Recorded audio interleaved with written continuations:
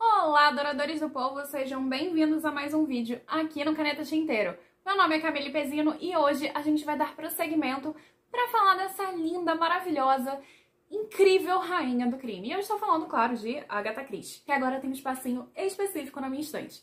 Ou melhor, na minha prateleira. Hoje a gente vai falar de dois títulos dela, um acaba sendo mais famoso do que o outro, embora não seja estrelado por Hercule Poirot, ao menos a versão romanceada, porque a versão de conto é. E a gente tá falando de O Natal, de Hercule Poirot, não preciso nem deixar destacado aqui que a gente tem o Poirot contracenando na narrativa, Um Brinde de Cianureto, que no conto era do Hercule Poirot, mas quando ela romanceou, a Agatha Christie resolveu mudar pro Coronel Race, que, por exemplo, aparece também em Morte no Nilo, que a gente já tem resenhado aqui e eu vou deixar pra vocês aqui nos cards. Então a gente vai falar primeiro de O Natal de Hercule Poirot e depois falar um pouquinho de Brinde de Cianureto. Vamos fazer o resumo de cada um, uma breve análise de cada um deles e também falar dessas edições em conjunto. Então, vem conferir. Vale destacar que esses romances, tanto quanto os outros que a gente tem resenhado por aqui no canal, todos eles a gente tem lido na nossa leitura coletiva da Agatha Christie. Então, se você estiver interessado em ler Agatha Christie, comentar fatos e coisas interessantes a respeito da obra, você pode falar comigo via Instagram, @Grupo Caneta Tinteiro. E eu vou passar para você o link do WhatsApp e também as reuniões do Google Meet, as datas, tudo certinho, para você participar se você quiser. Fazendo o resumo de O Natal de Hercule Poirot. Aqui a gente tem o Simon Lee. Ele é um cara riquíssimo, abastado, ele era um explorador na África e ele tem muita grana acumulada, porém, como o próprio Poirot e seu amigo comentam, a data do Natal é um tanto hipócrita, porque pessoas que não se falam resolvem se falar nessa data comemorativa. E a família Lee não é uma exceção. Na verdade, metade da família não se fala há muitos anos, só que o Lee, ele resolve convidar seus 4 filhos. Seus 3 filhos homens, um deles que mora com ele, outro que não fala com ele, um que desapareceu pra não sei lá onde, e a sua filha que na verdade está morta, então vai virar neta, todos eles para se reunir na data de Natal. E o velho resolve anunciar que vai mudar o testamento assim que a data comemorativa acabar. Então, basicamente, depois de um tempo, ele é encontrado em seu quarto, trancado e morto. Algumas perguntas são suscitadas durante esse romance. Quem matou o velho? Como matou o velho? Será que alguém matou o velho? E, não menos importante, quais são as tretas familiares? Você descobre lendo. Fazendo a análise de O Natal de Hercule Poirot. Antes de mais nada, eu quero destacar uma frase do cunhado da própria Agatha Christie. Cunha, olha, não queria dizer nada não, mas teus livros está precisando aí de uma pitada de sangue.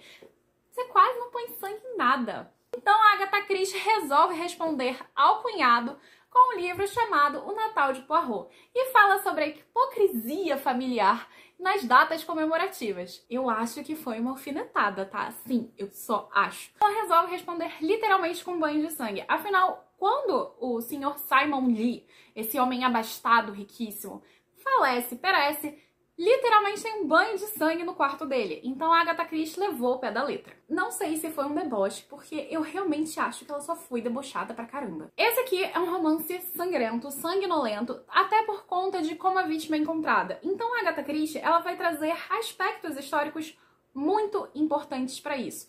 E eu digo que ela vai trazer dois contextos históricos. Primeiro, a exploração, principalmente britânica, na África.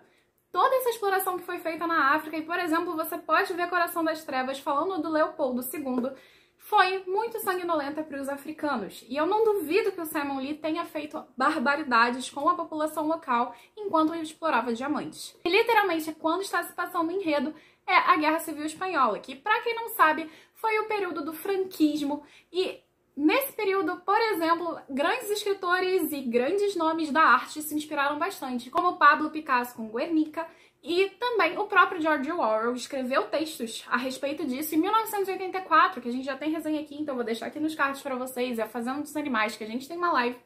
Basicamente, essas obras não existiriam se o George Orwell não tivesse experimentado, ou melhor, experienciado tudo que foi mais absurdo dentro do período da Guerra Civil Espanhola. E esse período histórico é considerado muito sangrento e muito violento, principalmente por causa das bombas. Tá bom, Camille, então ela fez um livro sangrento com momentos sangrentos da história. E aí? As críticas, elas também vão casar nesses momentos sangrentos. Justamente porque a gente está falando do poder do patriarca, o poder do patriarcado. E aqui em O Natal de Hercule Poirot, a gente vai ter uma estrutura muito interessante que a gente encontra em grandes nomes como, por exemplo, Machado de Assis, que é, através do microespaço, falar do macroespaço.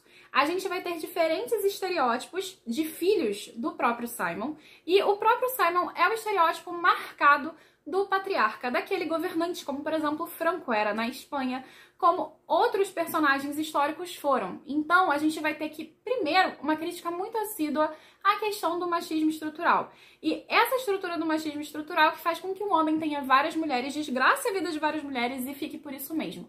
Então, essa é uma das críticas muito relevantes aqui dentro do enredo de O Natal de Hercule Poirot. E então, a gente vai ter o estereótipo do aventureiro, a gente vai ter o estereótipo do político, o estereótipo do artista e o estereótipo da filha morta, da esposa morta. E a gente sempre tem mulheres mortas na narrativa para mostrar como o poder do patriarcado submete essas mulheres. E é muito sanguinolento e violento. Tanto é que, por exemplo, o artista se sente super sensibilizado com isso. Então a Agatha Christie vai trazer um romance muito bem montado, inclusive até na parte do crime, que eu acho que, por mais que eu tenha acertado, e a Sol até achou que eu já tinha lido, mas basicamente esse crime, ele é muito bem montado, muito bem encaixado, e é muito interessante como o enredo vai se dando, inclusive quem é o próprio assassino e as suas motivações. E eu acho isso muito interessante na construção dessa narrativa aqui. Inclusive, essa estrutura de micro e macro espaço também a gente pode encontrar no Shakespeare, que foi uma das maiores inspirações do próprio Machado de Assis, que é um personagem que vai ter referência aqui, tanto quanto vai ter referência bíblica. Então a Agatha Christie vai trazer referências, vai falar da hipocrisia, inclusive não só das famílias no Natal, mas do próprio Estado no Natal e de todas as referências hipócritas que a gente tem na nossa sociedade através desse romance. Também vai ter a crítica, como ela geralmente coloca, ao estrangeiro, como estrangeiro ele é visto de maneira negativa pelo britânico, então a Agatha Christie também vai trazer isso no romance de uma forma bem interessante através da figura da Pilar, que é, no caso, a neta do Simon Lee.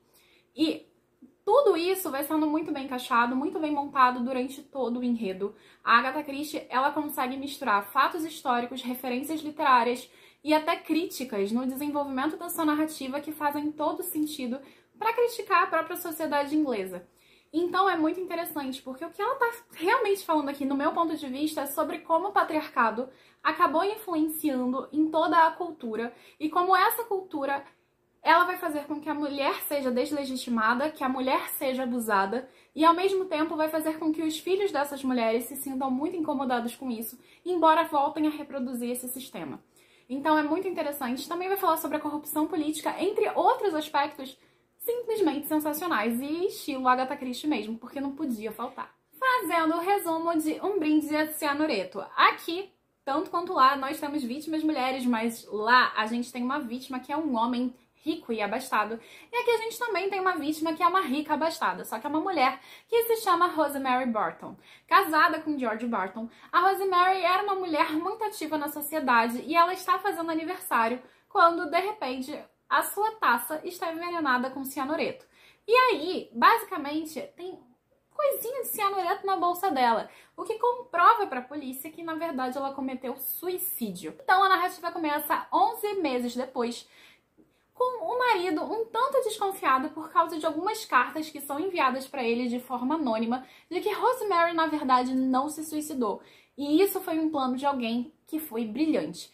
E agora, essas cartas, elas são verdade ou não?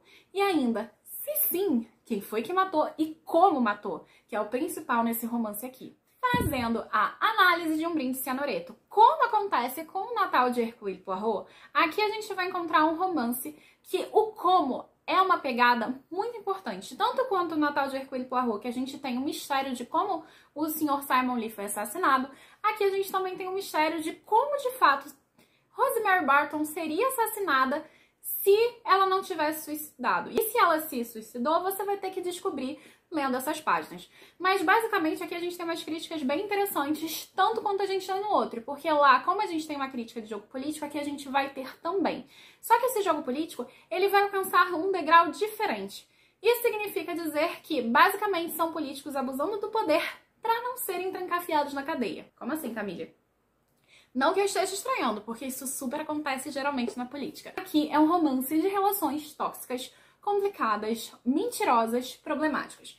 O romance inteiro e todos os personagens, na resenha do site eu coloquei quase todos, mas agora eu tô parando pra pensar e talvez não sejam quase todos, mas todas as relações, pelo menos tem uma mentira, ou tem alguma artimanha, ou tem alguma coisa ali que tá sendo escondida e não necessariamente é uma mentira. Então, durante essas páginas desse romance, a gente vai ter relações muito tóxicas e famílias muito desestruturadas. Inclusive, a família das próprias irmãs Iris e Rosemary, elas vêm de uma família desestruturada, os pais tinham um problema, e a própria tia, que é a Lucilla Drake, que é mãe do Victor Drake, é uma mulher que já passou da idade quando ela teve o seu filho, pelo menos a idade na época que tinha uma referência, uma relação. O seu marido tinha morrido e ela criou o filho como se ele não tivesse nenhuma maldade dentro do coraçãozinho dele. Mas enfim, então basicamente o que a gente tem nessa narrativa, não só desses personagens, mas de outros que tem dentro do enredo, a gente tem uma relação muito complicada entre cada um deles. A estrutura que a Agatha Christie traz é porque ela tá criticando realmente as relações, principalmente as relações amorosas no romance. E com isso eu quero dizer que esses relacionamentos, muitos deles, no meu ponto de vista, eles não são moldados por amor, mas por certa obsessão. Então é bem interessante como a narrativa vai fazer isso, principalmente a relação dos pais e filhos, porque a gente vai ter aqui pais que têm poder aquisitivo ou poder político que vão simplesmente querer safar os seus filhos. E mesmo quando eles dizem que eles não podem usar a máquina estatal para fazer isso, eles meio que estão fazendo sem perceber. Então é muito interessante como a narrativa vai falar dessas relações, e que são relações de certa forma perigosas para cada um deles. E o interessante é que todas essas relações poderiam ter tido crimes completamente diferentes entre si. Sejam crimes de cunho estatal, sejam crimes de cunho econômico, sejam crimes de cunho político, entre outros. Há diversas formas de crimes que poderiam ser cometidas nessa narrativa. E ele vai tratar desde assalto, desde tráfico, desde várias outras coisas. Então, é muito interessante como a narrativa ela vai abordando diferentes crimes sem citá-los de fato dentro do texto, mas que poderiam acontecer ou que aconteceram por detrás. Então, é muito interessante como o texto ele vai trabalhando isso. E não menos importante é que a gente tem uma discussão que eu acho muito rara na época. Eu não lembro de ninguém no meio do romance policial fazendo uma crítica a respeito disso no período da Agatha, que é a questão do suicídio. A Agatha Christie ela vai trazer um questionamento aqui muito interessante. Na verdade, ela traz dois questionamentos muito interessantes. O primeiro questionamento é: se seu filho cometesse um crime, você passava pano pra ele ou não? E o segundo questionamento é: se alguém faz com que outra pessoa se suicide, a culpa é dessa pessoa ou não?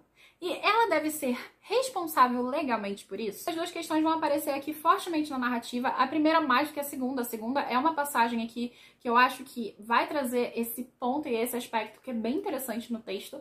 E a gente vai falar sobre essas diferentes personalidades. Justamente por trocar o Hercule Poirot pelo Coronel Race, a gente vai trazer até certo anonimato nesse universo compartilhado que a Agatha Christie traz, porque o Coronel Race não é tão famoso quanto o Hercule Poirot. Mas basicamente esse aqui é um romance que vai falar sobre essas relações tóxicas da mesma forma que o Natal de Hercule Poirot vai fazer também, só que lá são relações familiares e aqui se expande para um meio externo. Lá você vai ter uma diferença de micro-macro espaço e aqui é mais sobre realmente esse micro-espaço. Embora o romance policial ele sempre esteja falando de certa maneira do macro-espaço. Até porque o romance policial ele surge como uma crítica forte, contundente, a respeito de como a sociedade funciona. Agora eu quero falar dessas edições aqui da HarperCollins. Tanto quanto essas atrás, elas fazem um arco-íris na sua estante. Ambas são de capa dura. E aqui a gente tem uma tradução do Érico Assis e aqui a gente tem uma tradução da Natália Borges Polesso. Ambas as traduções são legais, eu não lembro de ter encontrado erros, na verdade eu li esses livros já tem um tempo, então eu não vou lembrar direito pra dizer pra vocês. Mas eu gosto muito da diagramação dessa edição e principalmente dos comentários atrás. Eu acho que, claro, poderia ser na página em si, com uma nota de rodapé, mas não tira o brilhantismo da diagramação nem da edição. É isso, eu espero que vocês tenham gostado do vídeo de hoje. Não deixem de se inscrever no canal, ativar o sininho, curtir esse vídeo, compartilhar com seus amigos e, se você puder comentar aqui embaixo o que você acha dos livros da Agatha Christie, você já leu, você quer ler mais, você se interessou por esses títulos e, não menos importante, você pode acompanhar a gente nas outras redes sociais, tanto o nosso site quanto o nosso podcast, o nosso site gctinteiro.com.br, nosso podcast o que é GCT. Você também pode entrar em contato com a gente para participar do Clube da Gatinha. através do Instagram, @Grupo Caneta Tinteiro, ou da Twitch, @Grupo Caneta Tinteiro também, que eu estou voltando a fazer lives lá terças e quintas. Enfim, gente, você também pode apoiar a gente pelo Catarse e participar da nossa leitura coletiva específica. A nossa próxima leitura coletiva é Tomates Verdes Fritos e a gente tem material exclusivo e específico para essa leitura, basta ir lá participar. O link vai estar aqui na descrição, da mesma forma que o link da Amazon. Se você quiser comprar um desses volumes, uma dessas edições ou qualquer outra coisa na Amazon, você vai ajudar o Caneta a crescer sem pagar mais nada por isso, comprando pelo link aqui de baixo. Muito obrigada e até a próxima. Tchau, tchau!